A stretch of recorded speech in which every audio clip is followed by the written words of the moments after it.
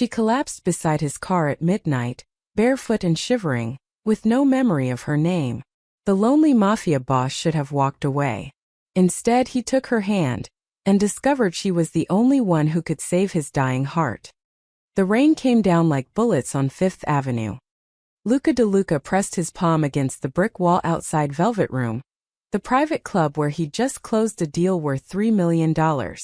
The kind of deal that happened in whispers in back rooms where champagne costs more than most people's rent.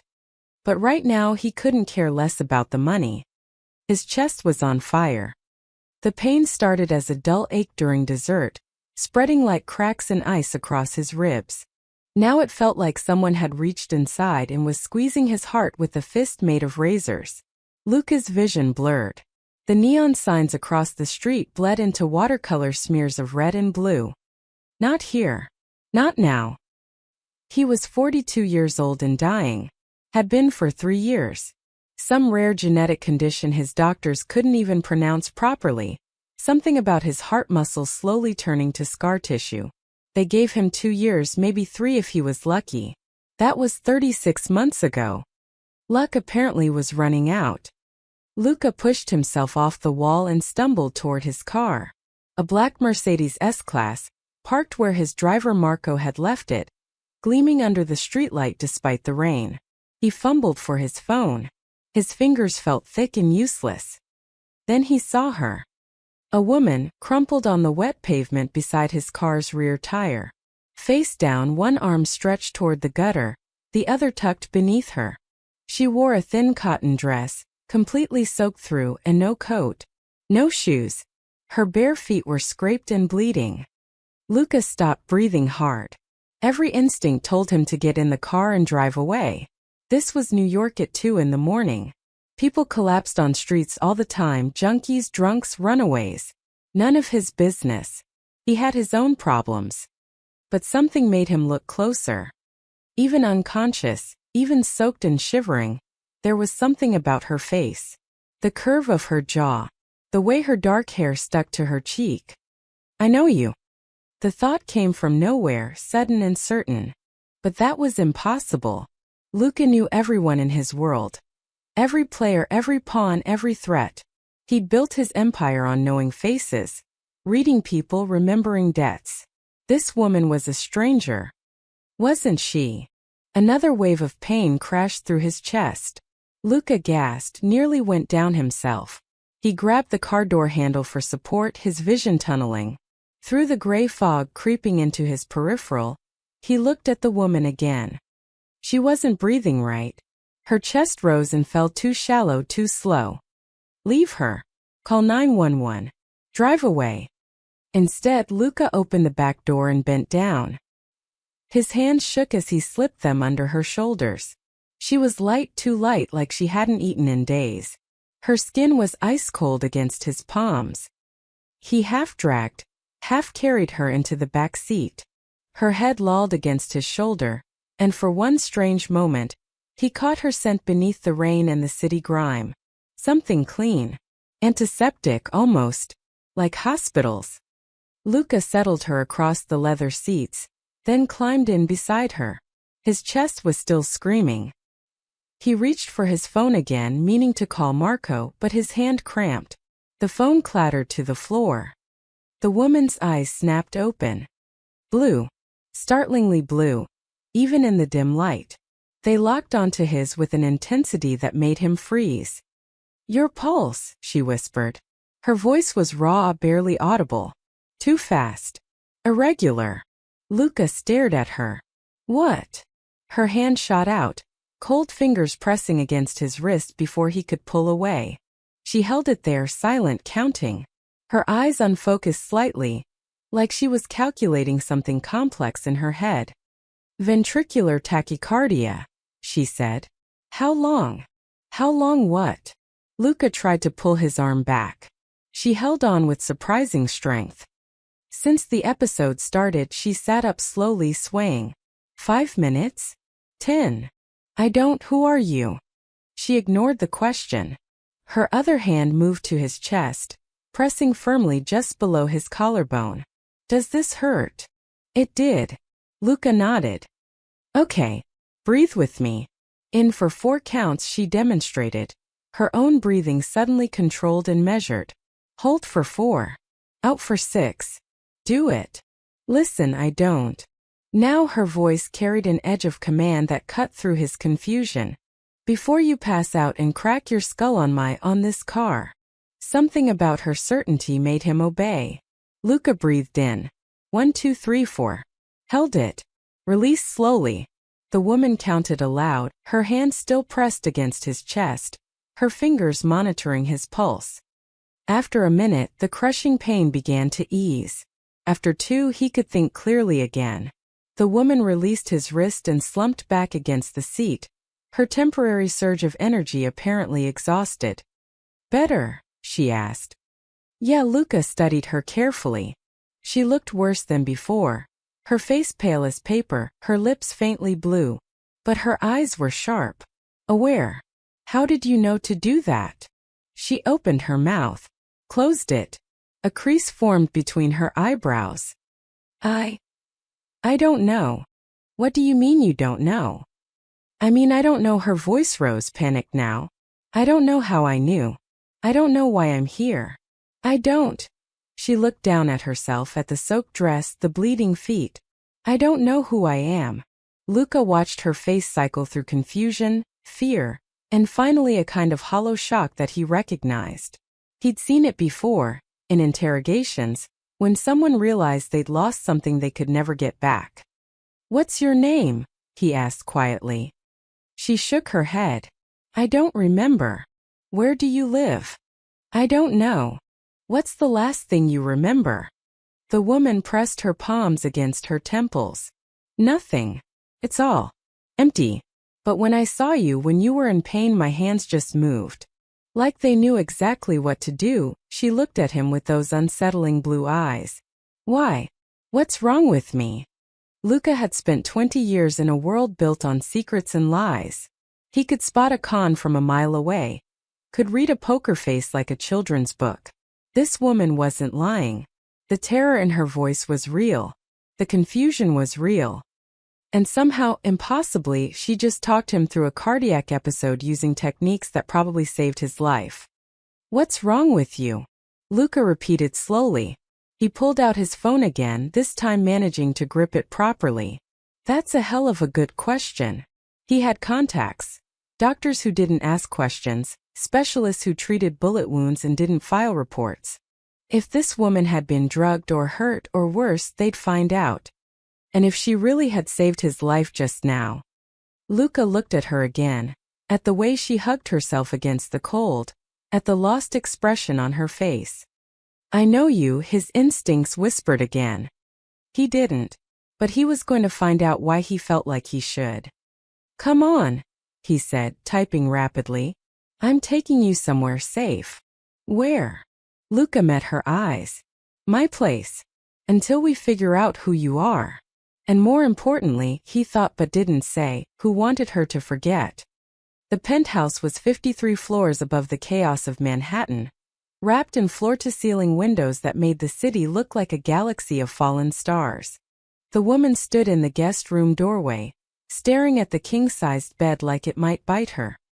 You should sleep, Luca said from behind her.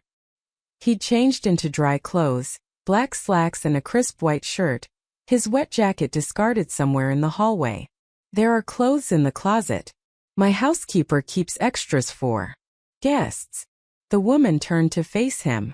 In the warm light of the penthouse, she looked even more fragile than before.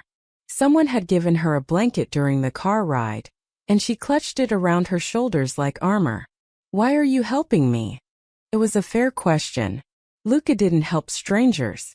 He collected debts, enforced contracts, and occasionally removed problems that interfered with business. Charity wasn't part of his vocabulary. You helped me first, he said finally. I'm returning the favor. That's not an answer. Smart. Even terrified and memoryless, she could see through bullshit. Luca almost smiled. Get some rest. We'll talk in the morning. He closed the door before she could argue. 3 hours later, the pain came back. Luca woke to his chest constricting, his heart stuttering like a broken engine. He'd made it to the bathroom before his knees gave out, collapsing against the marble tile. Cold sweat poured down his face. His vision flickered. The prescription bottle sat on the counter, nitroglycerin tablets his doctor had given him for episodes like this. Luca reached for it with shaking hands, but his fingers wouldn't cooperate. The bottle skittered across the counter and crashed to the floor, pills scattering like white confetti. No, not like this. Footsteps pounded down the hallway. The bathroom door flew open. The woman dropped to her knees beside him, her hands immediately going to his neck, checking his pulse. Same as before. Luca couldn't answer. Couldn't breathe. Okay, I've got you. Her voice was steady now, all traces of fear gone. She grabbed a towel from the rack, folded it, and placed it under his head. I need you on your back. Can you move? He managed a nod. She helped him shift, her hands surprisingly strong as she guided him down. Then she pressed 2 fingers against his carotid artery, her eyes distant and focused, like she was reading something only she could see. Your medication, where is it? Luca gestured weakly toward the scattered pills. She grabbed one, placed it under his tongue. Let it dissolve. Don't swallow. Her hands moved to his chest, fingers splayed over his heart. This is going to feel strange, but trust me. She pressed down in a specific rhythm, not CPR, something else. Firm pressure released, then a slight rotation. Over and over. Her fingers found points along his rib cage, pressing hard enough to hurt, then releasing. Some kind of technique he'd never seen before. Breathe, she commanded. 4 counts in. 4 counts hold. 6 counts out. With me. They breathed together. Her hands never stopped moving, never hesitated. After 2 minutes, Luca's heart rate began to stabilize. After 5, the crushing pressure in his chest eased to a manageable ache. The woman sat back on her heels, breathing hard herself now. Better. Yeah, Luca stared at her. What the hell did you just do? She looked down at her hands like they belonged to someone else. Emmanuel vagal maneuvers combined with targeted pressure point therapy. It stimulates the parasympathetic nervous system, helps regulate cardiac arrhythmia. The words came out automatically, clinical and precise. Then her face went white. Oh God, how do I know that? You're a doctor, Luca said slowly. I can't be. I don't remember being a doctor. I don't remember anything. She stood abruptly, backing away from him. But my hands, they just moved. Like someone else was controlling them. Like muscle memory I didn't know I had. Luca pulled himself up, leaning against the bathtub. His heart still felt fragile but functional. Those techniques you used, that's not basic first aid. That's specialized training.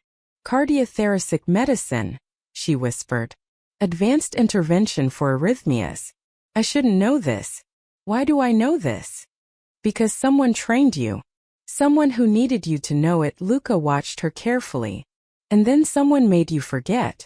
The woman wrapped her arms around herself, that lost look returning to her face. Why would anyone do that? That's what we're going to find out. Luca stood steadier now. I have a doctor, discreet, doesn't ask questions. He'll examine you tomorrow, run tests. If you were drugged, if something was done to you, we'll find evidence. And if we don't find anything, we will. Luca moved past her toward the door, then paused. What you did just now, you saved my life. Twice in one night. I don't forget things like that. I don't even know my own name, she said quietly. How can you trust me? Luca looked back at her. This strange woman who'd appeared beside his car like fate had dropped her there.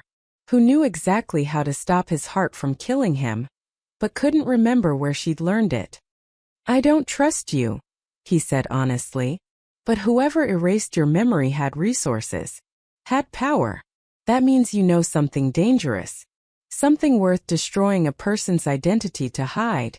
He met her frightened blue eyes. Until we figure out what that is, you're safer with me than anywhere else. Why? Because, Luca said, I'm the most dangerous person in this city. And if someone's hunting you, they're going to have to go through me first. He left her standing there, framed in the bathroom doorway, looking small and lost in borrowed clothes. But her hands, those knowing, capable hands, told a different story entirely. Dr. Vincent Corso arrived at dawn, carrying a black medical bag that had seen better days. He was 72, with hands that still moved with a surgeon's precision and a resume full of credentials he could never use again. 20 years ago, he treated a gunshot wound without reporting it. The patient had been Luca's father. Vincent had been treating the DeLuca family ever since. "She's in the guest room," Luca said, leading him down the hallway. "Don't scare her more than necessary." Vincent raised an eyebrow. "Since when do you care about scaring people?" "Since she saved my life. Twice." That made Vincent stop walking. "Your condition, it's getting worse." "We're not here to talk about me." Luca knocked on the guest room door. "It's Luca. The doctor's here." The woman opened the door slowly. She'd showered and someone, probably Maria the housekeeper, had brought her fresh clothes. Jeans and a simple gray sweater that made her eyes look even bluer. Her wet hair was combed back from her face, revealing a small scar near her left temple. "This is Dr. Corso," Luca said. "He's going to examine you, run some tests. He's completely confidential." "Confidential," she repeated, a bitter edge to her voice. "Like a priest or a lawyer? Like someone who treats people the hospitals would call the police about," Vincent said bluntly. "But I'm still a doctor. I take the Hippocratic Oath seriously, even if I lost my license for it. May I?" She nodded, stepping aside to let them in. Luca waited in the hallway while Vincent conducted the examination. 45 minutes passed. Then an hour. He paced the length of the corridor 3 times before the door finally opened. Vincent's face was grim. "We need to talk. Privately."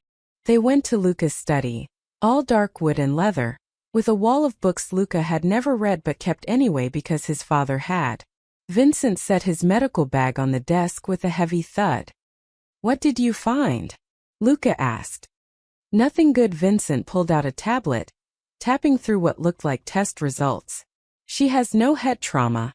No signs of organic brain injury. Her neurological reflexes are perfect. Too perfect, actually. Her physical health is excellent. Muscle tone suggests regular exercise. No malnutrition despite appearing underweight." "Then what's wrong with her?" "Her blood work." Vincent turned the tablet around. "I ran a tox screen. She has traces of 3 different benzodiazepines in her system, plus something else I had to send out for identification. Whatever it is, it's pharmaceutical grade and very sophisticated." Luca leaned forward. "Someone drugged her. Repeatedly. Over weeks, maybe months. The half-lives don't match. These drugs were administered at different times, in carefully controlled doses." Vincent's jaw tightened. "This wasn't a street drug situation, Luca. This was medical. Someone with knowledge and resources kept her sedated and compliant over an extended period." "Why?" "I don't know. But here's what concerns me most." Vincent pulled up another screen. "I did a basic cognitive assessment. She couldn't remember her name, her past, anything autobiographical. Classic retrograde amnesia. But when I asked her medical questions, anatomy, procedures, pharmacology, she answered everything perfectly. Graduate-level knowledge, specialized training. She even corrected me once on a cardiothoracic technique." Luca thought about the night before, the way her hands had moved with absolute certainty.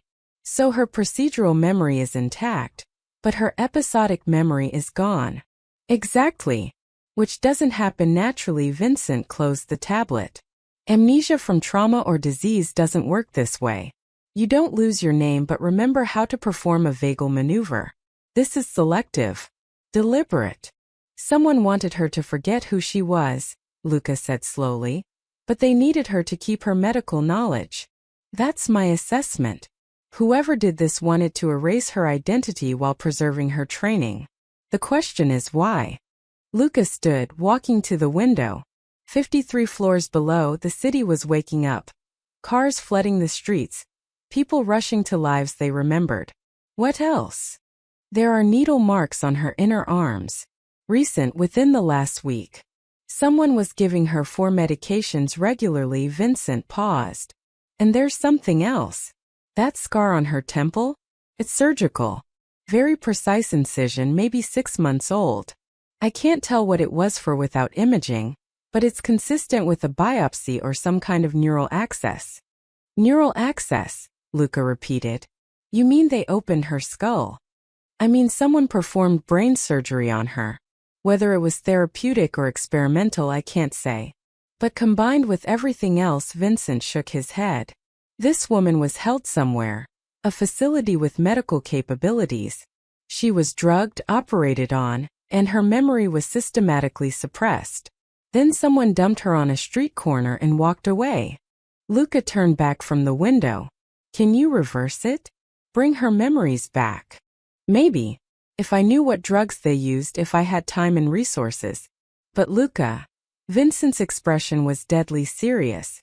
Whoever did this has significant resources. Medical expertise. Access to pharmaceutical-grade compounds that aren't available on any street corner. This wasn't some criminal operation. This was institutional. A hospital. Or a research facility. Or government. Or all 3. Vincent picked up his bag. My advice? Get her out of the city. Get her somewhere safe. Because if they erased her identity, they had a reason. And if they find out she's resurfaced with that medical knowledge intact. He didn't finish the sentence. He didn't need to. Luca looked toward the guest room, where a woman without a name sat trying to remember who she'd been. Someone had taken everything from her. Someone with power and reach and the coldness to hollow out a human being like she was nothing more than data to be wiped. She's not going anywhere, Luca said quietly. She stays with me. Luca. I said she stays. Until we find who did this. Vincent studied him for a long moment. You're going to make enemies. I already have enemies. Luca met his gaze. What's a few more? The woman's belongings fit in a single plastic bag. Maria had collected them from the guest's bathroom. The soaked dress, now dried stiff with rain and grime, and a small canvas messenger bag that had been clutched under her arm when Luca found her. Everything smelled like the street. Luca spread the items across his desk while the woman watched from the doorway. She'd been silent since Vincent left, processing whatever the doctor had told her about the drugs in her system. About being someone's experiment. Do you recognize any of this? Luca asked. She stepped closer, eyeing the dress with distaste. No. It's like looking at someone else's life. The messenger bag was more promising. Canvas, weathered but good quality. No labels, no identifying marks. Luca opened it carefully, emptying the contents onto the desk. A granola bar wrapper. Lip balm. 3 loose coins totaling 67 cents. A hair tie. And a laminated ID badge, torn diagonally across the middle. Luca held it up to the light. The damage was deliberate. Someone had ripped it specifically to destroy the photo and name. But portions of text remained visible along the edges. Blue letters on white background, Enix Rese. And below that, Ethical STA. Phoenix Research, the woman said suddenly. She touched the badge with one finger, as if it might burn her. That's what it says. Phoenix Research Medical Staff. You remember it? No. I can read what's left, but her hand trembled slightly. Luca turned the badge over. A barcode was printed on the back, partially destroyed. A magnetic strip ran along the bottom, the kind used for secure facility access. This is a high-level security badge. Medical staff at a research facility. What kind of research? That's what we're going to find out. Luca set the badge aside and picked up the messenger bag again, checking the pockets more carefully. His fingers found something hard in a hidden interior compartment, sewn into the lining. He pulled out a flash drive. Small black professional grade. No branding, no labels. Just a USB connector and a tiny LED light. The woman stared at it like Luca had pulled out a live grenade. "Do you know what's on it?" he asked. No, but she wrapped her arms around herself, that defensive posture he was beginning to recognize as fear. "But I hid it. Whoever I was, I knew to hide it where someone wouldn't find it easily." Luca carried the flash drive to his laptop. "Then let's see what you were protecting." He plugged it in. The computer made a soft chirp of recognition, and a window opened showing a single encrypted folder. Password protected. Luca tried several common combinations. Nothing worked. The system allowed 3 attempts before lockout. "This is military-grade encryption," Luca said. "Whatever's on here, you didn't want anyone accessing it." The woman came to stand beside him, staring at the password prompt. Try Helix 7 Prime. Luca typed it in. Access denied. "How did you know to try that?" he asked. "I don't know. The words just came to me." She pressed her fingers to her temples. "Try membrane cascade protocol. Access denied. 1 attempt remaining." Wait, Luca pulled up a new browser window and typed Phoenix Research into the search bar. Pages of results flooded the screen: news articles, press releases, scientific journals. He clicked on the first news article dated 8 months ago. Phoenix Research Center shut down amid ethics investigation. He scanned the article quickly. Phoenix Research had been a private biomedical facility in upstate New York, funded by pharmaceutical companies and government grants. They specialized in experimental treatments for genetic disorders and terminal illnesses. 6 months ago, federal investigators had raided the facility following allegations of unauthorized human trials and ethics violations. The center had been shuttered, its data seized, its staff scattered. "They were developing experimental cures," the woman whispered, reading over his shoulder, "for diseases conventional medicine couldn't treat." Luca scrolled down. There was a photo: the Phoenix Research Building, a sleek glass and steel structure surrounded by armed federal agents. But no staff photos, no names listed. The article mentioned that several researchers had vanished before investigators arrived, taking sensitive data with them. "You worked there," Luca said. "And when the facility went down, you took this drive and ran." "But why? Why would I run if I didn't do anything wrong?" "Because maybe you knew something. Something worth killing for. Or worth erasing someone's memory for." Luca looked at her. "We need to get into this drive. Whatever's on it could tell us who you are. We have 1 attempt left. If we fail, I know people who can crack it. But it'll take time, and it means involving others. People I trust." But still, Luca ejected the drive carefully, holding it up between them. "This is your life on here. Your identity. Your memories. Maybe evidence of what they did to you. The question is, do you want to know?" The woman met his eyes. For the first time since he'd found her, he saw something other than fear in her expression. Something harder. Determined. "I want to know who I was," she said quietly. "And I want to know who did this to me. It might be dangerous. If what's on this drive is valuable enough to erase your memory over, then people will come looking for it. Let them come." Her jaw set. "I'm tired of being afraid of shadows. I want answers." Luca pocketed the flash drive. "Then we'll get them.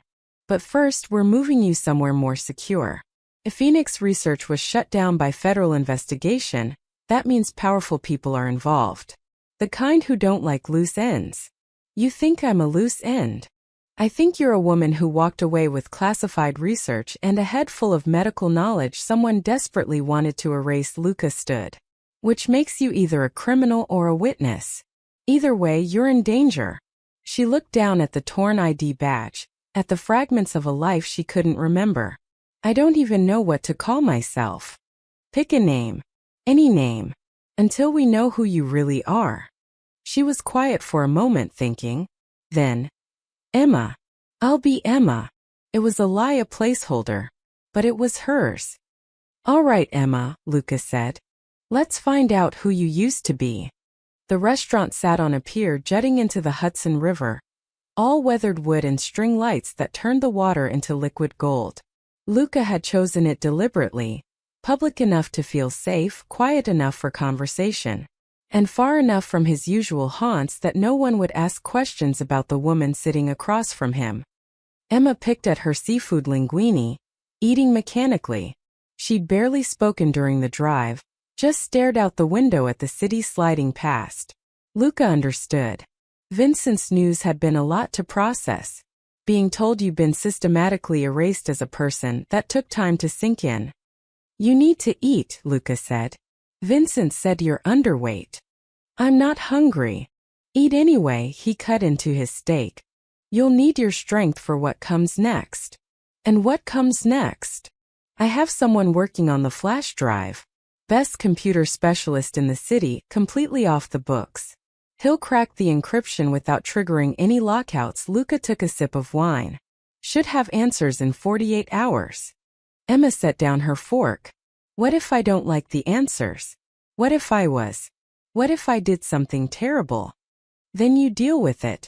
But running from answers doesn't change what happened. It just keeps you trapped." Luca met her eyes. "Besides, people don't usually erase good memories. If someone wanted you to forget, chances are you were onto something they needed buried." "That's not exactly reassuring." "I'm not here to reassure you. I'm here to help you find the truth." A small smile flickered across her face, the first he'd seen. "You're not very good at the comforting thing, are you?" "I'm a businessman who deals in high-stakes negotiations and occasional violence. Comfort isn't in my skill set." But he found himself almost smiling back. "Eat your pasta." She picked up her fork again, and for a few minutes they ate in companionable silence. The restaurant hummed with quiet conversation around them, the kind of place where people came for anniversaries and proposals. Normal people with normal lives. Then the ambulance siren split the night. It started distant, somewhere across the water, then grew louder as the vehicle raced down the West Side Highway. The wailing pitch rose and fell, echoing off the buildings. Emma's fork clattered to her plate. Her face went chalk white. "Emma!" Luca reached across the table. She didn't respond. Her eyes had gone distant, unfocused. Her breathing turned rapid and shallow. She gripped the edge of the table so hard her knuckles went white. "Emma, look at me." "I can't." Her voice came out strangled. "The blood. There's so much blood." The siren faded into the distance, but Emma didn't come back.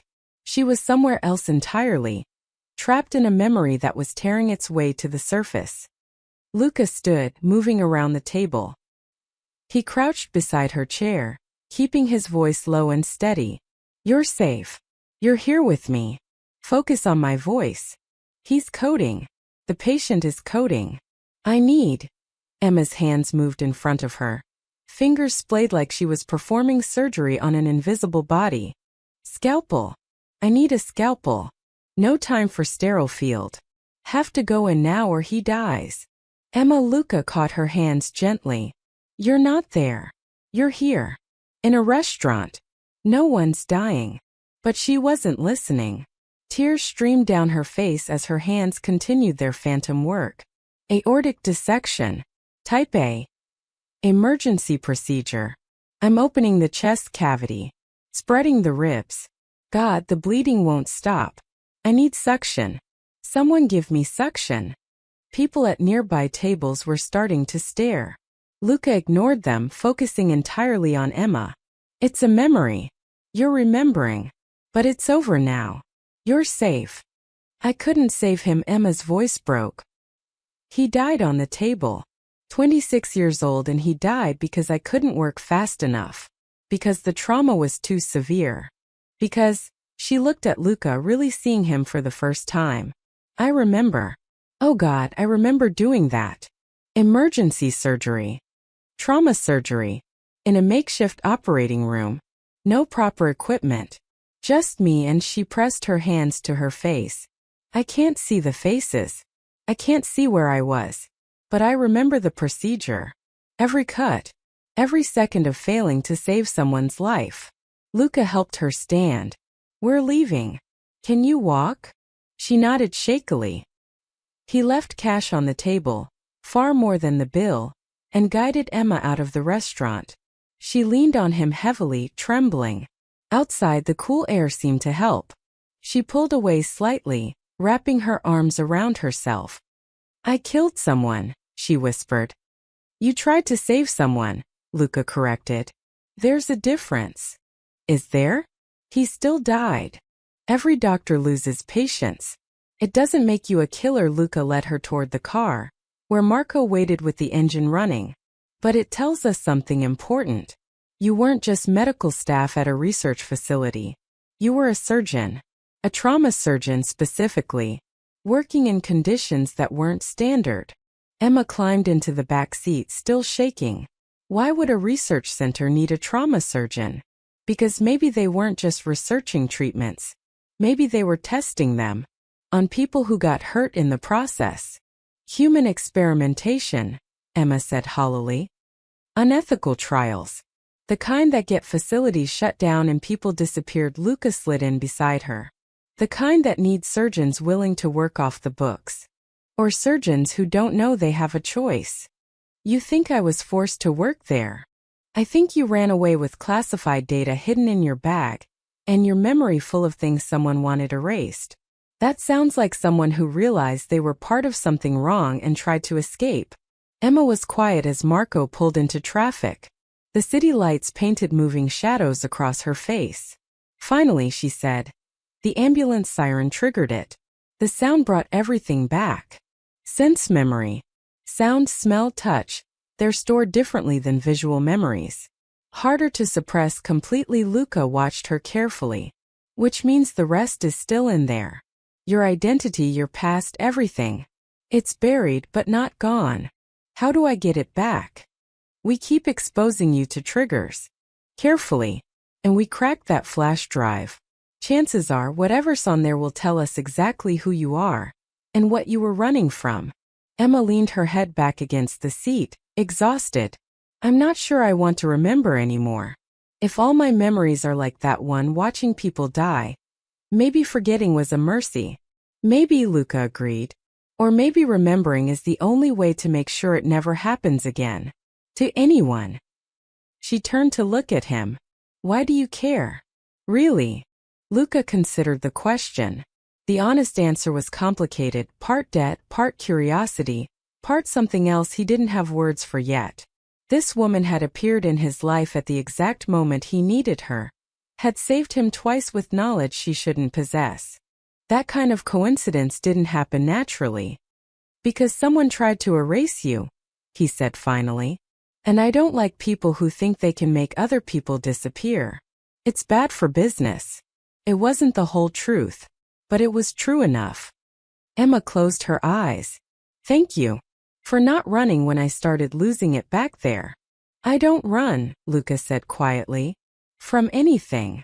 Even when he probably should. The call came at 3 a.m. Luca answered on the second ring, already awake. Sleep had become a luxury his failing heart rarely allowed. What? We have a problem. It was Marco, his voice tight. Someone's asking questions. About the girl. Luca sat up, instantly alert. Who? Started in the underground markets. Bounty hunters, information brokers. Someone's putting out feelers. Description matches her perfectly. Dark hair, blue eyes, medical training. They're calling her the Phoenix asset. How much are they offering? That's the problem, boss. They're not offering money. They're offering protection. Immunity. Whatever the finder wants, they get it. That kind of blank check? It's coming from someone with serious power. Luca looked toward the guest room where Emma was sleeping. Or trying to. Any names? Nothing solid. But the word is it's connected to pharmaceutical companies. Maybe government contracts. People are scared, Luca. No one's taking the job because no one wants to cross whoever lost her in the first place. Then why are you calling me at 3 a.m? Marco hesitated. Because not everyone's scared. Viktor Kozlov heard about it. Luca's jaw tightened. Viktor Kozlov ran the Russian syndicate out of Brooklyn, brutal, efficient, and constantly looking for leverage against the DeLuca family. Viktor thought Emma was valuable. How did he hear? Luca asked. Someone talked. Probably saw you at the restaurant last night, Marco's voice dropped. Victor's telling people he's going to find out what makes her so special. He thinks she might be leverage against you. She's not leverage. She's under my protection.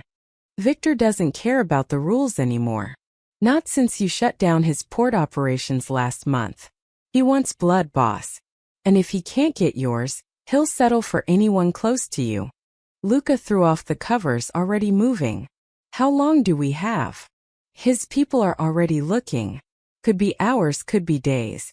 But Luca, if Victor gets her first, he won't just turn her over to whoever's looking. He'll use her. Find out what she knows, what makes her valuable. And he won't be gentle about it. Get the car ready. We're moving her now. Where to? The countryside property. The villa in the Catskills. It was 2 hours north, isolated, defensible. Luca had bought it years ago as a safe house, somewhere to disappear when the city became too dangerous. I want a security team there before we arrive. Full perimeter. No one gets close. On it, boss. Marco paused. Is she worth all this? Luca thought about Emma's hands guiding him through cardiac episodes, about the flash drive hidden in her bag, about the terror in her eyes when she'd relived that surgery, about someone powerful enough to erase a person and make them disappear. She saved my life, he said simply. That makes her worth everything. He ended the call and walked to the guest room. Knocked once. Emma, we need to talk. She opened the door almost immediately, already dressed. Her eyes were red-rimmed. She'd been crying or not sleeping or both. What's wrong? Someone's looking for you. Information spreading through the underground. We need to move. Now. The color drained from her face. Who? Who's looking? I don't know yet. But they're calling you the Phoenix asset. They want you back badly enough to offer blank checks to anyone who finds you. Luca kept his voice calm, steady. And one of my rivals heard about it. He's coming for you, not to return you but to use you against me. Then leave me. Let them have me. I'm not worth. Stop, Luca cut her off. You don't get to decide what you're worth. And I don't abandon people under my protection. Ever. Understand? Emma wrapped her arms around herself, that defensive gesture he'd seen so many times now. Where are we going? Somewhere safe. Somewhere they can't reach you. He checked his watch. We leave in 20 minutes. Pack light. We'll get anything else you need when we arrive. Luca, I don't have anything to pack. Everything I own fits in a plastic bag. He paused. She was right. This woman who'd once been someone important enough to erase, had nothing. No clothes, no possessions, no identity. Just borrowed items and a name she'd chosen out of thin air. Then we leave in 10 minutes, he said quietly. Maria's already pulling the car around. They drove through the pre-dawn darkness, taking back roads and avoiding highways where cameras might track them. Marco drove while Luca sat in the back with Emma, watching the city lights fade to suburbs, then to dark stretches of forest. Emma stared out the window, silent. Finally, she said, I'm ruining your life. My life was already complicated. Before me, you had enemies you knew how to handle. Now you have enemies looking for me, and you don't even know why I'm valuable. You're protecting someone who might be. She trailed off. Might be what? Dangerous. Criminal. What if I deserved what happened to me? What if they erased my memory because I did something unforgivable? Luca studied her profile in the darkness. You really believe that? I don't know what to believe. I don't know who I am. I'll tell you who you are. You're someone who sees a stranger in pain and immediately helps. Someone whose first instinct is to heal, not harm. Someone who cries over patients she couldn't save. He leaned forward slightly. That's not a monster, Emma. That's someone with a conscience. Someone who probably got in too deep and tried to get out. You don't know that. No. But I know you've had multiple chances to hurt me. My medication was right there on the bathroom counter. You could have taken it, left me to die, walked out with my wallet and car keys. Instead you saved me. Again Luca shook his head. Whatever you did or didn't do at Phoenix Research, you're not a threat. You're someone who got caught in something bigger than yourself. Emma turned to face him. What if the flash drive proves you wrong? Then we'll deal with it. Together. Why? The question came out raw, desperate. Why are you doing this? You barely know me. Luca looked at her, really looked at her. In the dim light from the dashboard, she looked young and scared and completely lost. But underneath that, he could see the strength. The training that ran bone deep. The intelligence that no drug could fully suppress. Because someone tried to make you disappear, he said. And in my world, that's usually done to people who know too much truth. People who threaten powerful liars. He held her gaze. I've spent my whole life dealing with liars. I know what truth looks like. And you? You're someone telling the truth. Even if you can't remember what that truth is yet. Emma's eyes filled with tears, but she blinked them back. What if remembering destroys me? Then you rebuild. But at least you'll know who you're rebuilding from. The car climbed into the mountains as the sun began to rise, painting the sky in shades of orange and gold. Ahead, hidden in the forest, was the villa. Safety for now. But Luca knew safety was temporary. Somewhere out there, powerful people were searching for Emma. And Viktor Kozlov was hunting her for his own reasons. The storm was coming. The only question was how long they had before it hit. The villa sat on 20 acres of forest, surrounded by stone walls that looked decorative, but were reinforced with steel. Inside it was surprisingly warm. Wood beams, a stone fireplace, furniture that invited you to sit and stay a while. Not what Emma had expected from a Mafia safe house. It was my mother's, Luca said, watching her take in the space. She designed it before she died. Said if we were going to hide from the world, we should at least be comfortable doing it. Emma ran her hand along the back of a leather couch. It's beautiful.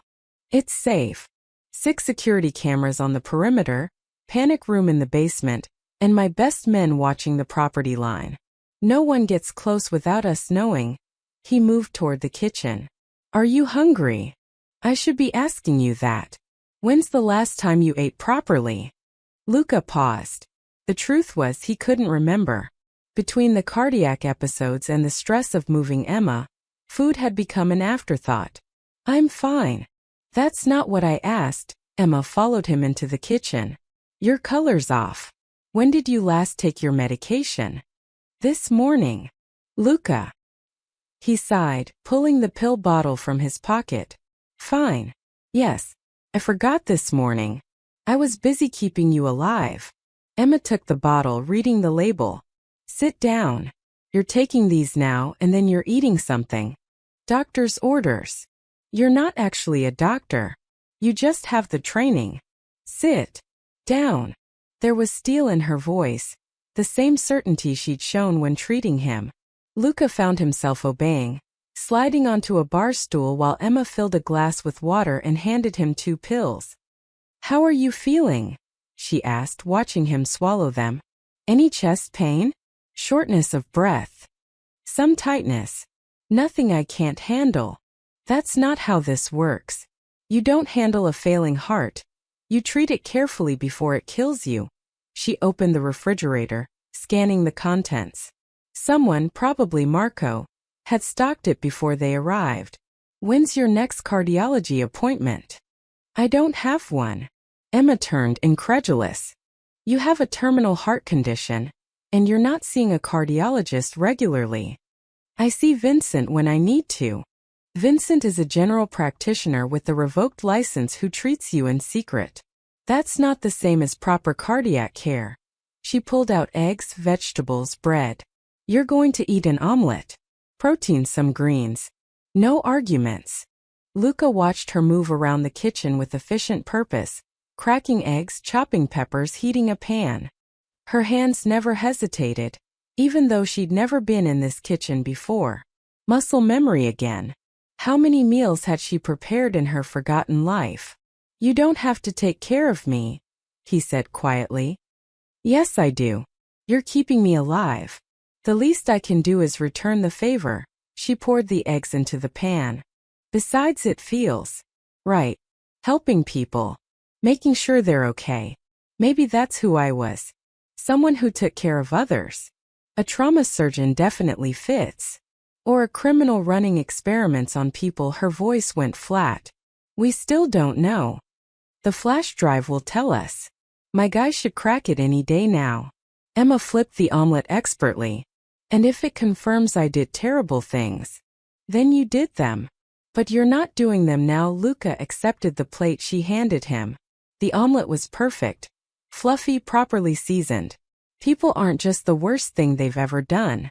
They're also everything they do after. She made her own omelet in silence, then sat across from him at the kitchen island. For a few minutes they just ate. It felt oddly domestic. Peaceful in a way Luca hadn't experienced in years.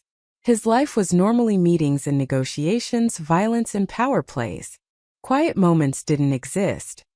Tell me something, Emma said suddenly. Why haven't you tried the experimental treatments? For your heart. There are trials, procedures. I've tried them. 3 different experimental protocols. None worked. Luca set down his fork.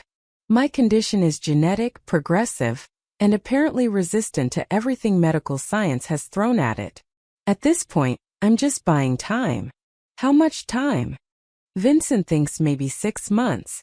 A year if I'm lucky. He said it matter-of-factly, the way he'd learned to discuss his own death. So you see, you're not the only one with an expiration date. Emma's eyes filled with something that looked like pain. I'm sorry. Don't be. I've had time to make peace with it, mostly. Besides, dying slowly gives you perspective. Makes you think about what matters. And what matters to you? Luca considered the question. A month ago he would have said power, control, respect. But sitting here, watching a woman he barely knew worry about his medication schedule, he wasn't sure anymore. Not dying alone, I guess, he said finally. Not being forgotten the moment I'm gone. Maybe leaving something behind that mattered. You've built an empire. That's not nothing. An empire of fear and violence. Not exactly a legacy to be proud of. He pushed his empty plate aside. What about you? What do you think mattered to the person you were? Emma stared at her half-eaten omelet. I think I wanted to save people. To fix things that were broken. Maybe that's why I ended up at Phoenix Research. Because they promised to cure the incurable. Or because someone forced you to work there. Maybe. But I was a surgeon, Luca. I chose that path. I spent years training to open people up and repair what was broken inside them. She looked up, her blue eyes intense. What if Phoenix Research was trying to cure conditions like yours? What if that's what the flash drive contains? Research on experimental cardiac treatments. The thought hadn't occurred to him, but it made terrible sense. A research facility specializing in experimental treatments for terminal illnesses. A trauma surgeon with specialized cardiac knowledge. And someone willing to erase her memory to keep that research secret. If that's true, Luca said slowly, then whoever erased you might have done it to protect intellectual property. To keep you from taking valuable research to competitors. Or to keep me from exposing unethical testing. Emma stood abruptly, walking to the window. Outside, the forest stretched in every direction. Green and alive and uncaring about human problems. What if people died in those trials? What if I knew about it and tried to run? Then you were trying to do the right thing. The right thing got my memory erased and got me dumped on a street corner to die. She pressed her forehead against the glass. Some reward. Luca joined her at the window, standing close but not touching. You're alive. That's something. Barely. I don't know my real name. I don't know if I have family looking for me. I don't know if I was good or bad or something in between. Her voice cracked. I'm a ghost, Luca. A person-shaped hole where someone used to be. No, he turned her gently to face him. You're Emma. You save people. You make perfect omelets. You boss dying mafia bosses around until they take their medication. That's not a ghost. That's a person. She laughed wetly, tears spilling over. A person you invented because I couldn't remember who I really was. Then maybe who you really were doesn't matter as much as who you choose to be now. They stood there, close enough that Luca could count the tears on her cheeks. Close enough that he noticed the way her breath hitched when she cried. Close enough to be dangerous. Thank you, Emma whispered, for not giving up on me. I don't give up, Luca said. On anything. It's a character flaw. This time her laugh was genuine. She wiped her eyes, stepping back. You should rest. Your heart needs time to recover from all the stress. Only if you rest too. Deal. She headed toward the stairs, then paused. Luca? When we find out who I really am, promise me something. What? Promise you'll tell me the truth. Even if it's bad. Even if it means I was someone you can't protect anymore. Luca met her gaze. I promise. She nodded and disappeared up the stairs. Luca stayed at the window, watching the forest darken as evening approached. Somewhere out there Viktor Kozlov was hunting. Somewhere powerful people were searching for their lost asset. But here in this moment, there was just silence and safety, and a woman who made him think about legacies that mattered. It wouldn't last. Never did. But for now it was enough. The call came on their third morning at the villa. I cracked it, said the voice on the other end. Tommy-chan, the best hacker Luca had ever employed. But boss, you need to see this in person. I'm not sending it over any line, encrypted or not. That bad. That classified. Government level classified. If anyone knew I'd even seen this. Tommy's voice dropped. Meet me at the old factory in Red Hook. 2 hours. Come alone. Luca ended the call and found Emma in the kitchen, teaching herself to bake bread from a cookbook she'd found. Flour dusted her hands and cheek. She looked almost peaceful. We need to go back to the city, he said. The peace evaporated. They cracked the drive. Yeah, but we have to pick it up in person. Luca grabbed his jacket. Marco will drive us.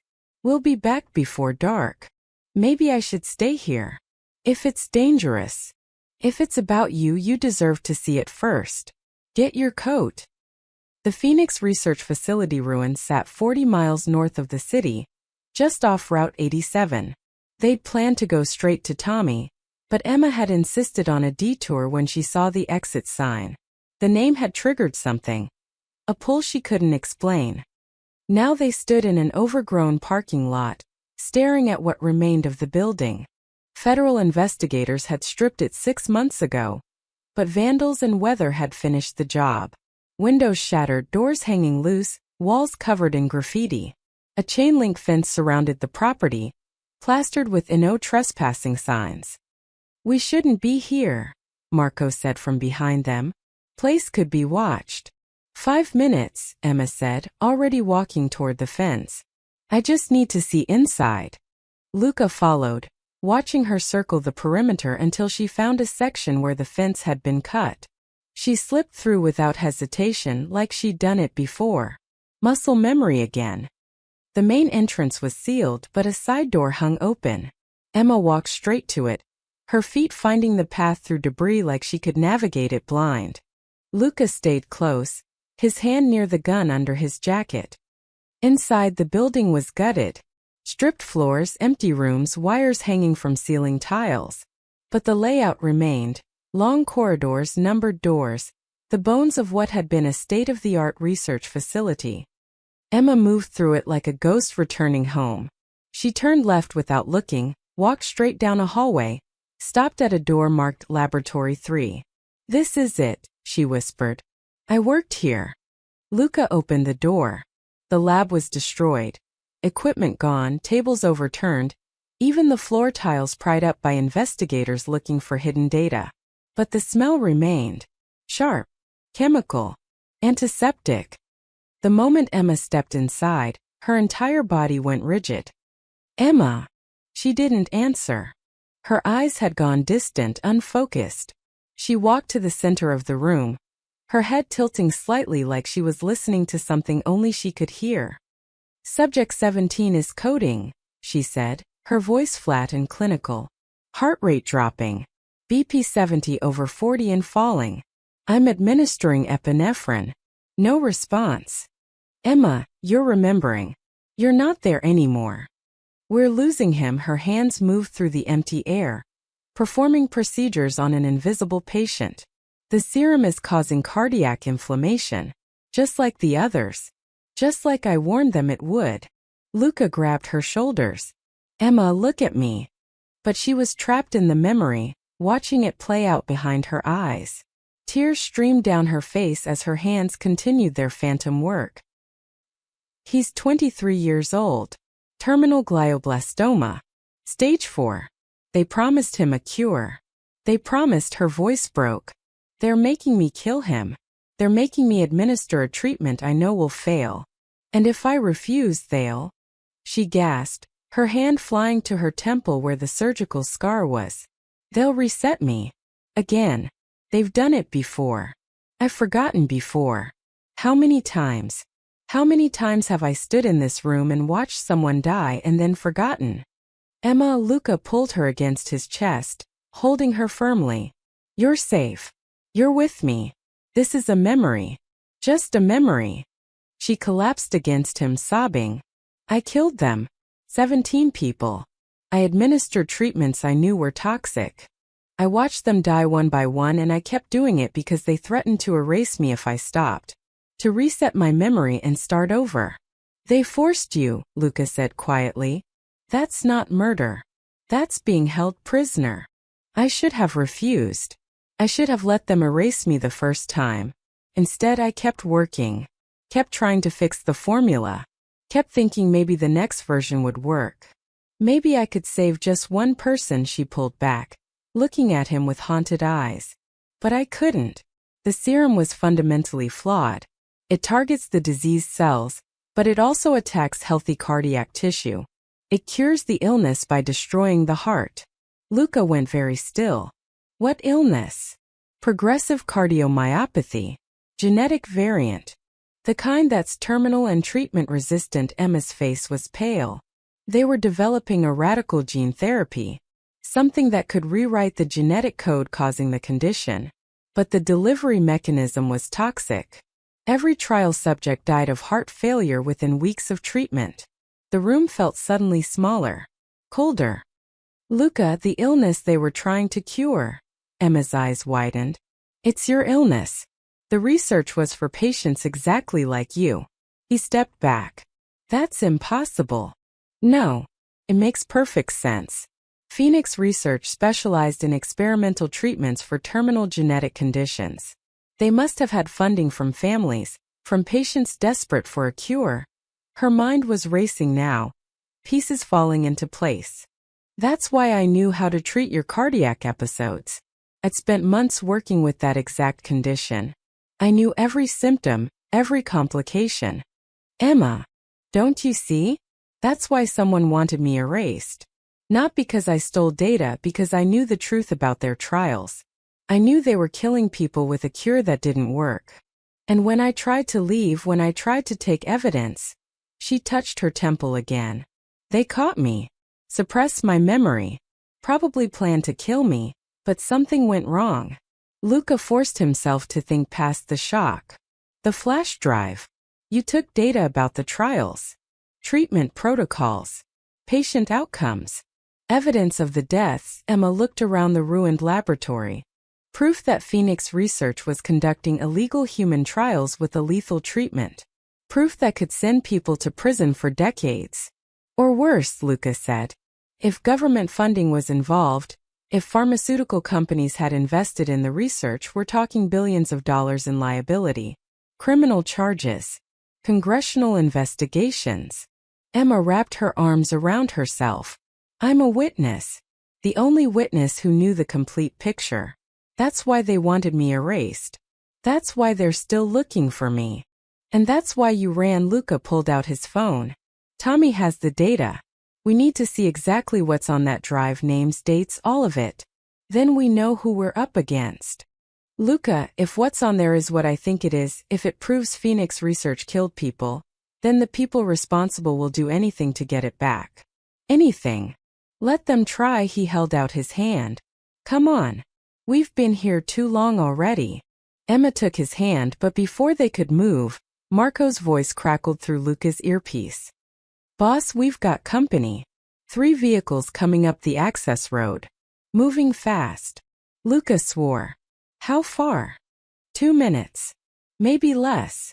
Who is it? Can't tell. Windows are tinted. But boss, they're not trying to hide.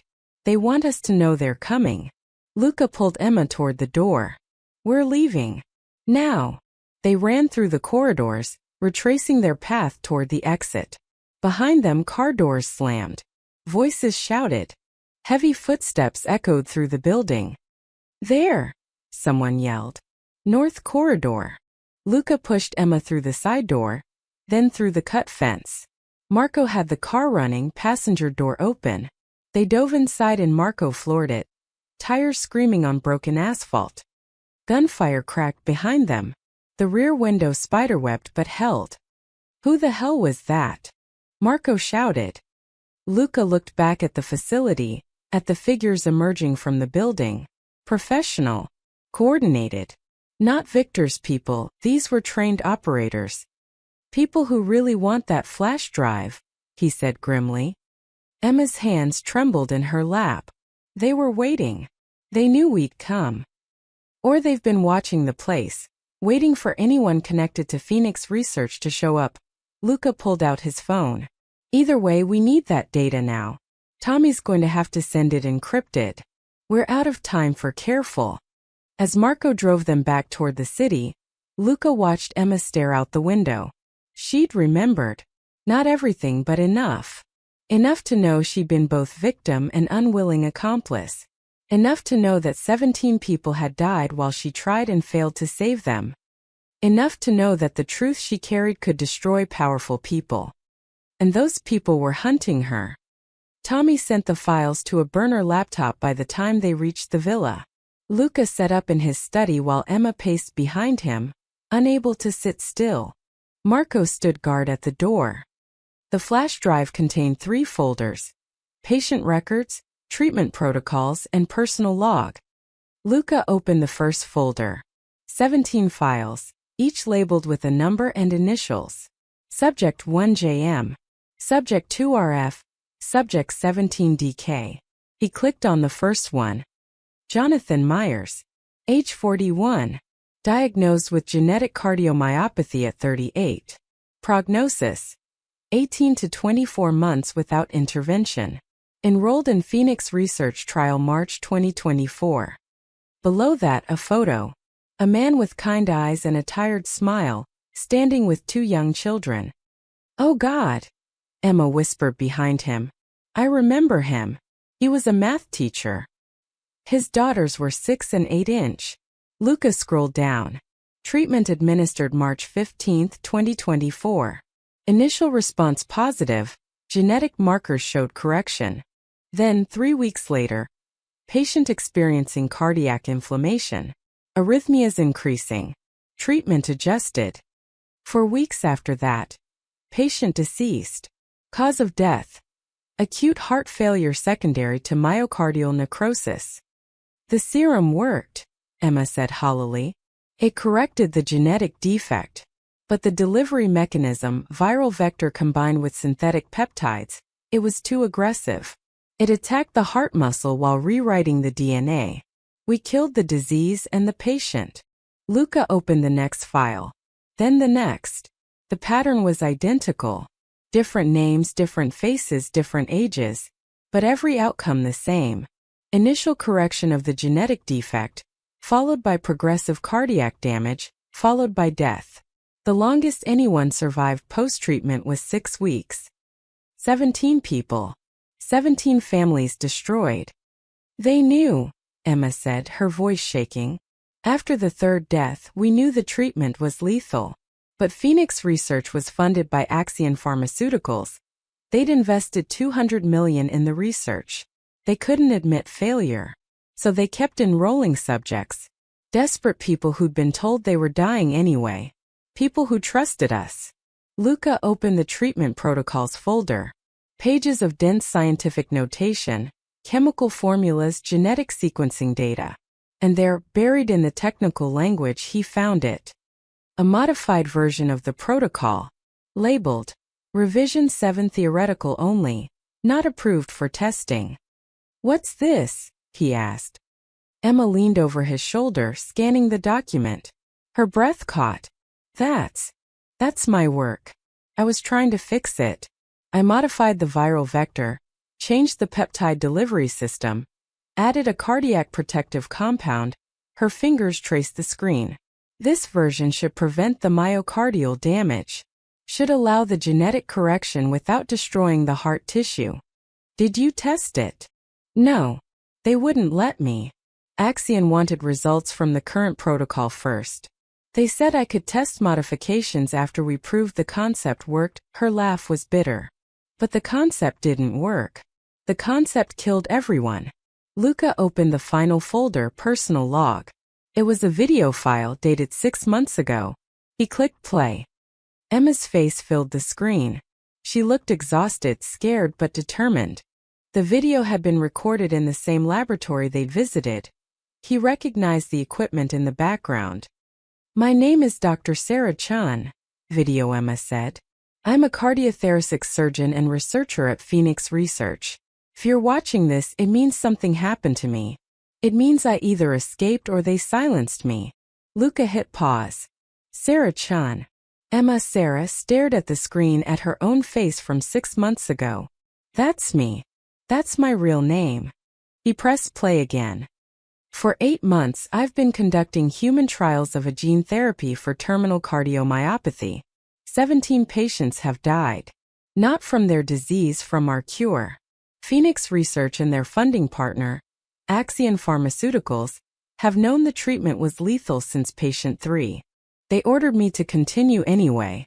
They threatened my family, my sister, my nephew. They said if I refused, there would be consequences." Video Sarah took a shaky breath. "I tried to fix it.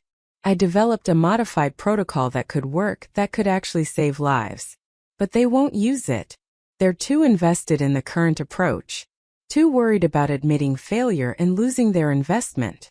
She held up a flash drive, the same one Luca had found in Sarah's bag. "This drive contains all patient records, all evidence of what we've done. Treatment protocols, death certificates, internal communications proving Axion knew about the deaths.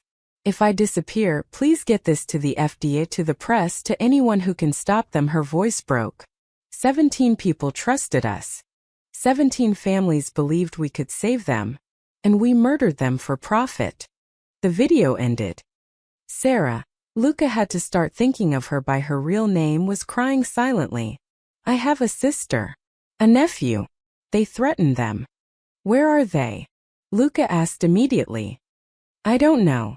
I can't remember." She pressed her hands to her face. "What if Axion already got to them? What if they're dead because of me? Or what if they're safe because you ran? Because you took this evidence and tried to expose the truth?" Luca pulled up a search window, typing quickly. "Sarah Chan, cardiothoracic surgeon." Results flooded the screen. Dr. Sarah Chan graduated Johns Hopkins Medical School, top of her class. Completed her residency at Massachusetts General. Published multiple papers on cardiac surgery techniques. And then 8 months ago, she'd vanished from public records entirely. No publications, no conference appearances, nothing. "They erased you from everything," Luca said. "Made you disappear professionally before they tried to erase you personally." Sarah scrolled through the search results, staring at photos of herself from medical conferences, from hospital directories. A stranger wearing her face. "I was someone. I had a career, a reputation, a life. And they took it all away because I wouldn't keep killing for them." Luca clicked back to the modified protocol. "This revision you created, does it actually work?" "Theoretically, yes. But it was never tested. For all I know, it could be just as lethal. Or it could be the cure I've been looking for." Luca met her eyes. "The cure for my condition?" "No," Sarah stood abruptly. "Absolutely not. You're not using untested gene therapy based on my theoretical modifications. You could die. I'm already dying. You said so yourself, 6 months, maybe a year. That's still time. Time to try approved treatments, to look for other options. What you're suggesting is suicide. What I'm suggesting, Luca said calmly, is taking a chance on something that might actually work. Your original protocol failed because the delivery mechanism was too aggressive. You fixed that. You designed a version that protects the heart while correcting the genetic defect. On paper. In theory. Sarah's voice rose. I don't have lab equipment. I don't have the compounds I'd need to synthesize the modified serum. I don't have any way to test it before administration. And even if I could make it, even if the formula is correct, I can't ask you to risk your life on my untested research. You're not asking. I'm offering. Luca, listen to me, she grabbed his arms, forcing him to look at her. I have 17 deaths on my conscience. 17 people who trusted me and died because I wasn't strong enough to refuse. I can't add you to that list. I can't watch another person die from a cure that destroys them. Then don't watch. Luca pulled up the protocol again. Help me understand this. Help me find the resources to synthesize it properly. Help me have a chance at living instead of just waiting to die. You're asking me to become the monster I was trying to expose.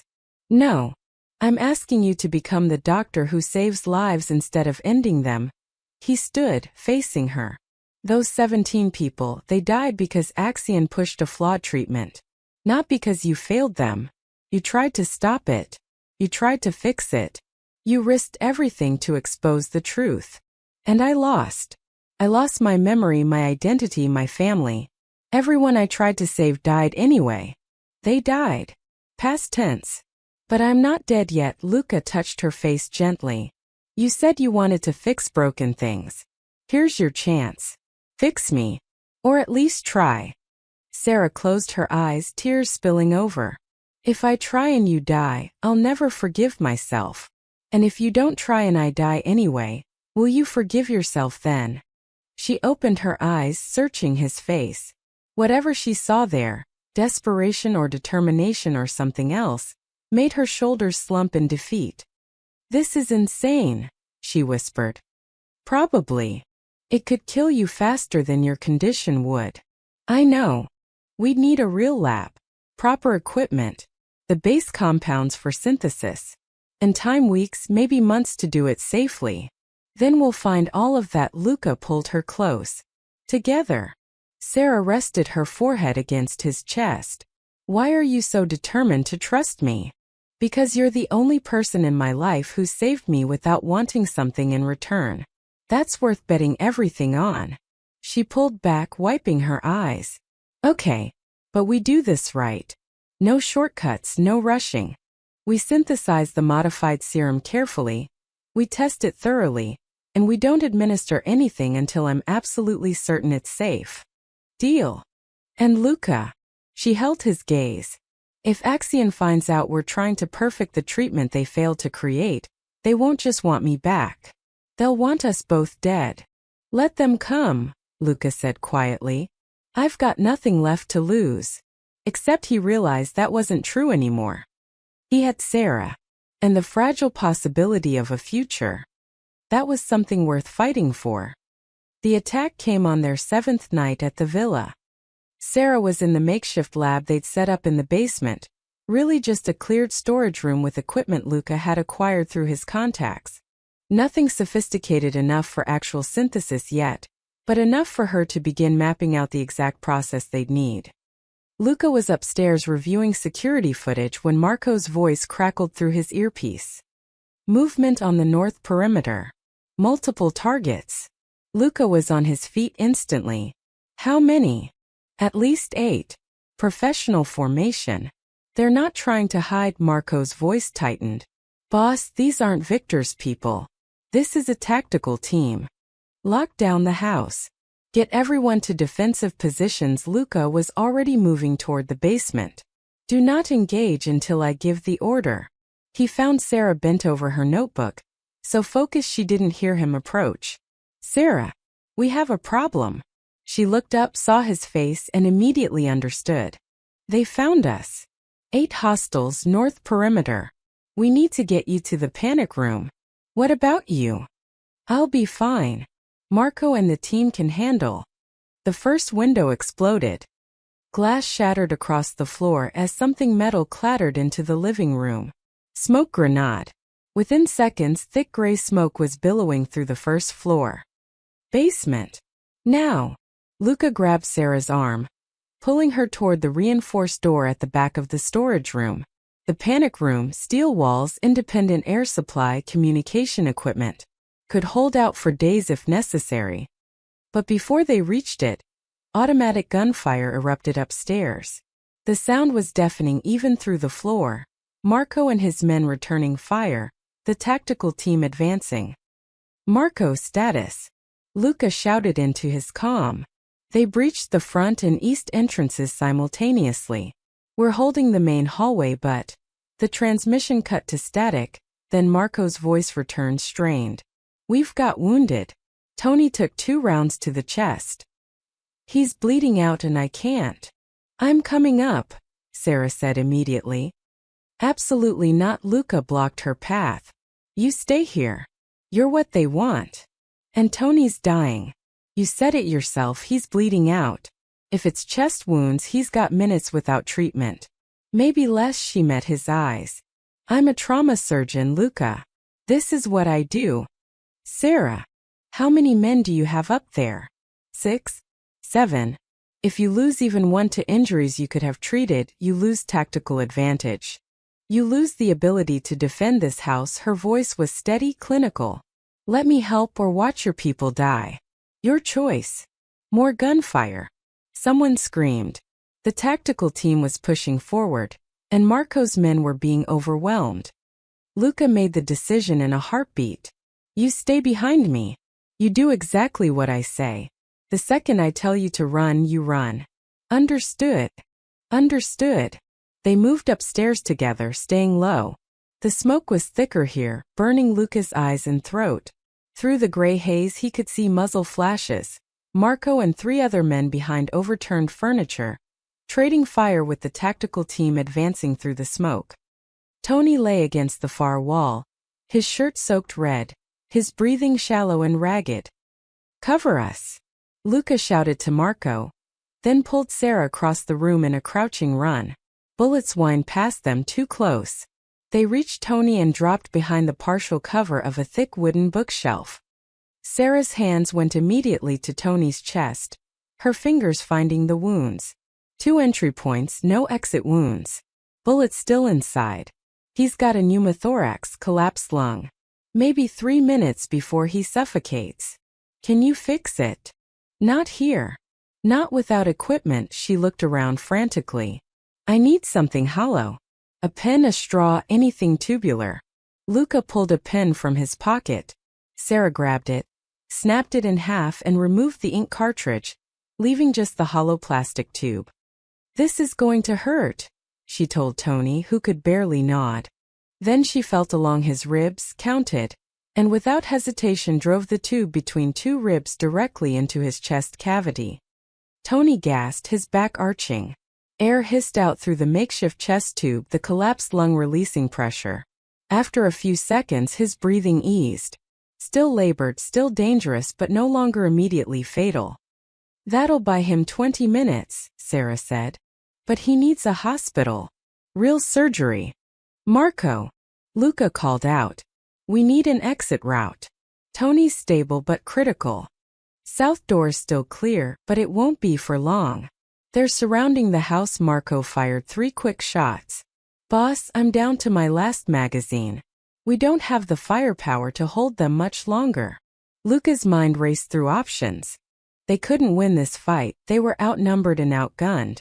But they couldn't surrender either. The tactical team wasn't here to arrest them. Sarah, can you move Tony? She assessed quickly. If 2 people support him, maybe. But any major jostling could dislodge the tube and he'll collapse again. Then you're on Tony duty. Luca pulled out his phone, typing rapidly. Marco on my signal, you and the others lay down suppressing fire. Sarah gets Tony to the south exit. I've got reinforcements 5 minutes out. Who? Marco demanded. Everyone Luca sent the message. A single word to every contact in his organization. Every ally who owed him favors. Every soldier on his payroll. I'm calling in every debt I have. We just need to survive until they arrive. A massive explosion rocked the house. The east wall blew inward, and the tactical team poured through the breach. 6 men in black tactical gear, faces covered, moving with military precision. Now! Luca shouted. Marco and his men opened fire, forcing the team to take cover. Sarah and another soldier grabbed Tony, hauling him toward the south door.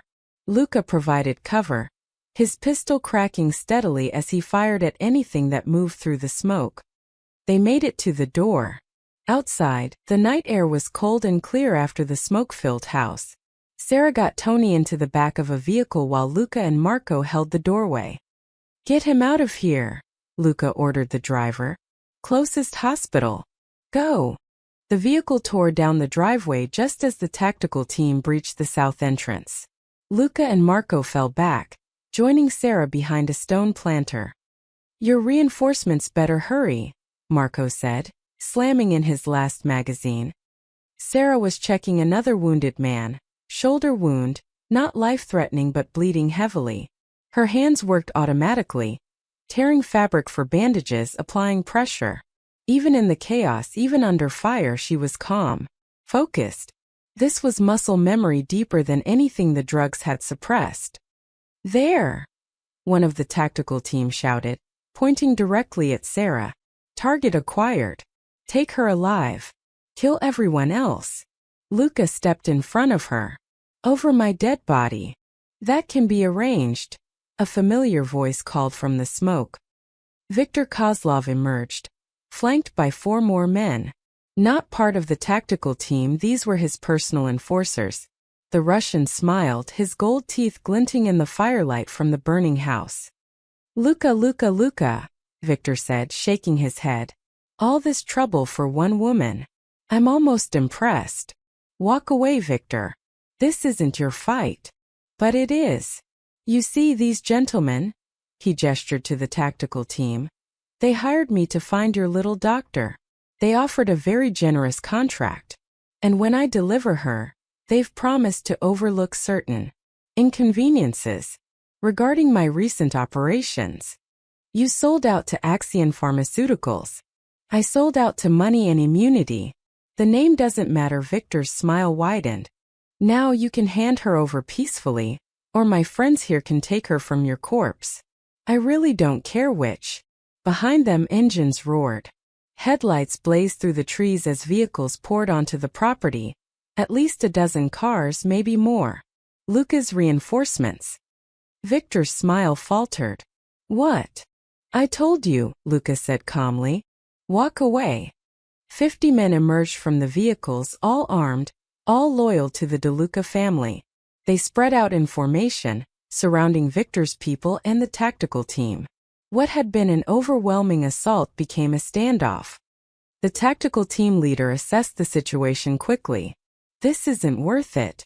Fall back. No. Victor snarled. We have a contract. We have a tactical disadvantage. Mission abort, the team leader signaled his men. They retreated into the forest with professional efficiency, disappearing into the darkness. Victor stood alone with his 4 enforcers, facing 60 hostile guns. You've made a mistake tonight, Luca, he said quietly. A very expensive mistake. These people won't stop. Axion Pharmaceuticals won't stop. They'll keep coming until they get what they want. Then I'll keep stopping them. Luca raised his gun. Now get off my property before I forget we used to do business together. Victor retreated to his car, his men following. Within minutes, the villa grounds were empty except for Luca's people. Sarah emerged from behind the planter, looking at the destruction. The house was burning, windows shattered, walls riddled with bullet holes. 3 of Marco's men were wounded, but they'd survived. They'll come back, she said quietly. I know. Luca holstered his weapon, which is why we're not waiting for them. We're going on offense. What do you mean? I mean, we're going to finish what you started. Luca pulled out the flash drive from his pocket. We're going to expose Axion Pharmaceuticals for everything they've done. We're going to make sure the whole world knows about the 17 people they murdered. That'll make us targets for life. We're already targets. Luca looked at her. At least this way we take them down with us. Sarah stared at the burning villa, at the evidence of how far Axion would go to keep their secrets buried. Then she nodded. Okay, let's end this. The offshore clinic sat on a small island 40 miles from the coast of Maine, accessed only by private boat. It had been built decades ago as a medical retreat for wealthy patients seeking discretion. Now, under Luca's ownership, it served a different purpose: treatment for people who couldn't walk into regular hospitals with their particular injuries. But the facility had everything Sarah needed: a real laboratory, proper equipment, pharmaceutical-grade compounds, and most importantly, isolation from Axion's reach. This is incredible, Sarah said, touring the lab on their second day. Sterile surfaces, modern centrifuges, a gene sequencer that probably costs more than most houses. How did you get all this? I've been moving money and resources here for years. Insurance policy. Luca watched her examine the equipment with an expression close to joy. When your business involves people occasionally needing untraceable medical care, you invest in the infrastructure. Untraceable medical care, she repeated. Is that what we're calling it? I'm calling it survival. You can call it whatever you want. He leaned against the doorframe, already feeling the exhaustion that came too easily now. His episodes were getting more frequent. Yesterday he'd had 2. How long until you can synthesize the modified serum? Weeks. Maybe a month if everything goes perfectly. She pulled on latex gloves, her hands already reaching for vials and compounds like a pianist returning to a familiar keyboard. I need to reconstruct the viral vector first, then modify the peptide delivery system, then synthesize the cardiac protective compound. Each step takes time. We might not have time. Victor knows we're gone, and Axion knows we have the evidence. They'll be searching. Then they'll search. But I'm not rushing this, Luca. I'm not killing you because we moved too fast. Sarah's voice was firm. We do this right, or we don't do it at all. Over the next 3 weeks, they fell into a rhythm. Sarah spent 12-hour days in the lab, meticulously reconstructing the modified protocol from her notes and memory. Luca handled security, coordinating with Marco to monitor any movement from Axion or Victor's people. At night, they'd sit in the small kitchen overlooking the ocean and share whatever progress had been made. The viral vector is stable, Sarah announced on day 15, setting down her tablet. I've run it through 3 different cell lines and the genetic integration is clean. No random mutations, no unintended targets. That's good, Luca asked, pushing a plate of pasta toward her. She'd been forgetting to eat again. That's excellent. It means the first component works. She took a bite absently, her mind clearly still in the lab. Next is the peptide modification. That's the part that killed everyone before. The original version was too aggressive. It helped deliver the genetic correction but triggered massive inflammation. My modification should eliminate that response. Should. Will. It will eliminate it.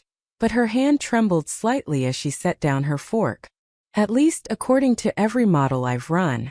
But models aren't the same as human testing. Luca reached across the table, stilling her shaking hand. Hey, look at me. She did, those blue eyes filled with doubt and fear. You're not the same person who worked at Phoenix Research, he said quietly. That Sarah was forced to follow protocols she knew were wrong. You're choosing to do this right. There's a difference. What if right still isn't good enough? What if my modifications fail and you die anyway? Then I die trying something instead of just waiting for the end. That's more than I had a month ago. He squeezed her hand. You gave me hope, Sarah. That's worth everything. Tears welled in her eyes. I'm scared. I know. So am I. He pulled her hand to his chest, letting her feel his irregular heartbeat. But we're scared together. That makes it easier. She moved around the table, And he pulled her into his lap. She fit there perfectly, her head tucked under his chin, her hands resting over his heart. They stayed like that for a long time, just breathing together. "When this is over," Sarah said softly, "when the serum is ready and we've dealt with Axion, what happens then? What do you want to happen?" "I want," she paused, thinking. "I want to practice medicine again. Real medicine, helping people who need it. Not experimental protocols or forced trials. Just healing." "Then that's what you'll do. What about you? What do you want?" Luca had spent his entire adult life building power and control. His empire was everything: the deals, the territory, the fear his name commanded. But sitting here with Sarah in his arms, looking out at the dark ocean, he realized none of that mattered anymore. "I want to live," he said simply. "Really live, not just survive day to day. I want mornings that don't start with pain. I want to see next year. And the year after that." He tightened his arms around her. "I want time. Time to figure out what kind of person I could be if I wasn't dying." "We'll get you that time," Sarah promised. "I swear it." On day 23, Sarah completed the synthesis. 3 vials of clear liquid, each containing enough modified serum for one treatment. She held them up to the light, her expression unreadable. "This is it," she said. 18 months of research, 17 deaths, and everything I learned from both. This is either the cure we've been looking for, or another failure." "You don't believe it's a failure?" Luca could see it in her eyes, the certainty that had been building day by day as each test came back positive. "No, I don't. Every simulation shows it should work. The viral vector integrates cleanly, the peptide delivery is controlled, and the cardiac protective compound prevents inflammation. In theory, this should correct your genetic defect without destroying your heart." She set down the vials carefully. "But theory and practice are different things." "Then let's move to practice. Luca, we should do more tests. Animal models, extended observation." "I'm not a lab rat and we're out of time. You said yourself my episodes are getting worse. Last week I had 4 in one day." He took her hands. "I trust you. I trust your research. I trust that if anyone can fix what's broken in me, it's you. And if I'm wrong, then we tried. That's all anyone can do," he smiled. "Besides, you told me yourself, you're very good at your job." Sarah laughed wetly, tears streaming down her face. "You're impossible." "I'm determined. There's a difference." They spent the next 3 days preparing. Sarah ran final checks on the serum, calculated exact dosages based on Luca's weight and cardiac function, and prepared the medical equipment they'd need for monitoring. Luca put his affairs in order: letters written, assets distributed, messages recorded for Marco and his other people, just in case. On the morning of day 26, they stood together in the clinic's treatment room. Luca lay on the medical bed, line already placed in his arm. Monitors beeped steadily, tracking his erratic heartbeat. Sarah held the first vial, her hand steady despite the fear in her eyes. Last chance to back out. Not a chance. Do it. She loaded the syringe, checking it twice. Then she looked at him, really looked at him like she was memorizing his face. "I love you," she said suddenly. "I don't know when it happened or how, but I do. I needed you to know that before." "I know." Luca reached up, touching her face. "I love you too. That's why this is going to work. Because neither of us gets to lose the other. Not now. Not when we've just found each other." Sarah nodded, wiping her eyes. Then, with the steady hands of a surgeon who'd performed thousands of procedures, she injected the serum into his foreline. "Here we go," she whispered. The serum entered his bloodstream, and together, they waited to see if Sarah Chen's modified cure would save Luca De Luca's life, or end it. 6 months later, the coastal town of Seabrook, Maine looked like something from a postcard: white clapboard houses, fishing boats bobbing in the harbor, and a main street where everyone knew everyone's name. The kind of place where people came to disappear or to start over. Sarah stood on the porch of the small clinic, watching the sunrise paint the ocean in shades of gold and pink. Behind her, inside the renovated building that had once been a general store, 3 examination rooms and a small pharmacy waited for the day's patients. The door opened and Luca emerged, carrying 2 cups of coffee. He moved carefully, still adjusting to a body that worked properly for the first time in years. The genetic therapy had taken 3 months to fully integrate, 3 months of monitoring of small improvements of Sarah checking his cardiac function obsessively. But it had worked. His heart was healing. The scar tissue reversing. The arrhythmias gone. "Mrs. Patterson is coming in at 9, he said, handing her a cup. "Says her arthritis is acting up again." "I'll prepare the injection." Sarah took the coffee, smiling. "How are you feeling?" "Stop asking me that every hour. I'm a doctor. It's my job to ask. You're my partner. Your job is to trust that I tell you if something was wrong." But he was smiling too. "I feel good. Better than good. I went for a run this morning 2 miles without stopping. 6 months ago I could barely walk upstairs." Sarah set down her coffee and took his hand, pressing her fingers to his wrist. Checking his pulse had become habit, a small reassurance she needed. The rhythm was strong and steady. Normal. "Perfect," she said softly. "You can stop worrying. The cure worked." "I know. But I'll probably check your pulse every day for the rest of our lives anyway." "I can live with that." Luca pulled her close, kissing her forehead. Literally. They'd released the Phoenix research files 2 weeks after his treatment began. Every document, every patient record, every piece of evidence of Axion Pharmaceuticals' illegal trials. The story had exploded across national news. Congressional hearings were scheduled. Criminal charges filed. Axion's CEO had resigned in disgrace, and 3 board members faced prison time. Viktor Kozlov had disappeared. Probably fled the country when he realized Luca had outmaneuvered him. The tactical team that had attacked the villa was traced back to private contractors hired by Axion. They were cooperating with investigators now, giving up names to avoid longer sentences. Sarah's sister had been found safe, living under witness protection. She and her son, Sarah's nephew, who she'd remembered was named Jacob, were relocated to a new city with new identities. Sarah had spoken to them once by phone. A tearful reunion where she'd explained everything and promised they'd see each other again someday, when it was truly safe. "Do you regret it?" Luca asked, watching the boats in the harbor. "Giving up your old life? You were on track to be one of the top cardiothoracic surgeons in the country. I was on track to be a lot of things before Phoenix research. But this," Sarah gestured to the clinic, to the town, to the simple life they'd built. "This is who I choose to be. Dr. Sarah Miller, running a small-town clinic, treating people who need help. No experiments. No corporate funding. No pressure to produce results that benefit shareholders instead of patients." "Sarah Miller," Luca repeated, still getting used to the new name.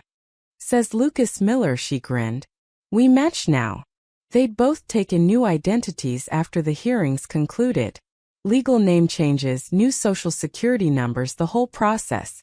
It was safer that way. Axion was destroyed, but pharmaceutical companies had long memories and deep pockets. Some executive somewhere might decide revenge was worth the investment. Better to be 2 ordinary people in a small Maine town than the whistleblower and the Mafia boss who brought down a Fortune 500 company. "I still can't believe you're a civilian now," Sarah said. "No empire, no soldiers, no territory to defend." "I signed everything over to Marco. He's better at it anyway." Less sentimental, Luca sipped his coffee. "Besides, I found something better than power." "What's that?" "Peace. Waking up without wondering if today's the day my heart gives out. Coming home to someone who actually wants me there. Helping Mrs. Patterson with her arthritis instead of deciding whether someone lives or dies." He looked at her. "You gave me a second chance at life, Sarah. I'm not wasting it on the same mistakes." The clinic door opened and a young woman entered, holding a crying toddler. "Dr. Miller? Sorry to come so early, but Emma's fever spiked and I didn't know what to do." "It's fine. Bring her in. Sarah was already moving, her doctor instincts taking over. She took the child gently, assessing her with experienced eyes. Has she been eating? Drinking fluids? Luca watched Sarah work. Calm, competent, caring. This was who she was meant to be. Not a trauma surgeon in an experimental research facility, forced to watch patients die, but a healer in a small town helping families, saving lives one patient at a time. After Sarah examined the child, just a viral infection, nothing serious, and sent the relieved mother home with instructions, she returned to the porch. The sun was higher now, the town waking up. People walked their dogs, opened their shops, waved to neighbors. Normal life. The kind Sarah had forgotten existed. The kind Luca had never known. Think we'll get bored? Sarah asked, leaning against him. No more running, no more danger. No more life or death situations. God, I hope so. Luca wrapped his arm around her. Boring sounds perfect. She tilted her face up to kiss him. I love you, Lucas Miller. I love you too, Dr. Sarah Miller. In the distance, lobster boats headed out to sea. Gulls cried overhead. The small New England town continued its peaceful rhythm, unaware that two of its newest residents had once been at the center of a conspiracy that reached the highest levels of corporate and criminal power. But that was another life. Another story. This was their new beginning. No forgotten memories, no erased identities, no secrets buried under layers of lies. Just two people who'd found each other in the darkness and chosen to walk into the light together. Sarah's memories had returned fully over the months, not all at once but in gentle waves, just as Luca had predicted. She remembered her childhood, her medical training, her sister's laugh, her nephew's first steps. She remembered the good along with the bad, the joy along with the pain. She remembered who she'd been, but chose who she wanted to become. And Luca, his heart grew stronger every day. Not just physically, though the genetic therapy continued to repair the damage, but emotionally, spiritually. The part of him that had been dying long before his diagnosis, the part that had hardened under years of violence and power plays, that part was healing too. They'd both been broken in different ways. Both faced impossible odds. Both chose to fight for something better. Now they had it. Mrs. Patterson at 9. Sarah said, checking her phone. Then the Anderson twins for their checkups at 10. Busy day. The best kind. Luca finished his coffee. I'll prep the exam rooms. Such a good nurse. Assistant. I'm your assistant. There's a difference. Sarah laughed, the sound clear and bright. Whatever you say, boss. They went inside together, ready to face a day of small emergencies and routine checkups. A day of helping their neighbors, of being part of a community, of living the quiet life they'd fought so hard to earn.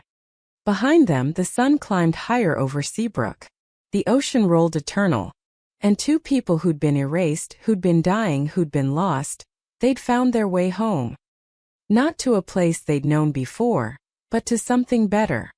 A life they'd chosen, a love they'd built, a future that was finally genuinely theirs.